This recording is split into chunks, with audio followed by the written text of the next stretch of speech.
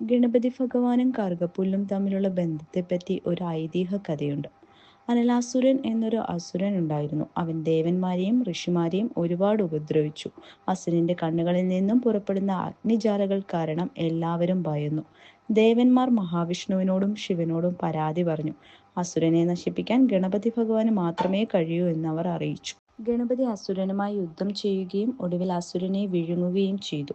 എന്നാൽ അസുരനെ വിഴുങ്ങിയതിനു ശേഷവും അവന്റെ ശരീരത്തിൽ നിന്നുള്ള ഉഗ്രമായ ചൂട് കാരണം ഗണപതിയുടെ വയറിന് വലിയ അസ്വസ്ഥതയും ദാഹവും അനുഭവപ്പെട്ടു. ഭഗവാന്റെ ശരീരം വല്ലാതെ ചൂട് പിടിച്ചു.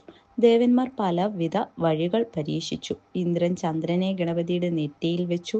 മഹാവിഷ്ണു താമരപ്പൂ നൽകി. ശിവൻ സർപ്പത്തെ അരയിൽ കെട്ടി. വരുണൻ മഴ പെയ്യിപ്പിച്ചു. എന്നാൽ ഒന്നും ചൂട് ശമിപ്പിച്ചില്ല. ഒടുവിൽ കശ്യപ മഹർഷി 21 ഇളം കറുകപ്പല്ലു കൊണ്ടുവന്ന് ഗണപതിക്ക് സമർപ്പിച്ചു. ഗണപതി ആ കറുകപ്പുല്ലുകൾ കഴിച്ച ഉടൻ വയറിലെ ചൂടും ദാഹവും പൂർണ്ണമായി ശമിക്കുകയും സാധാരണ നിലയിലാവുകയും ചെയ്തു.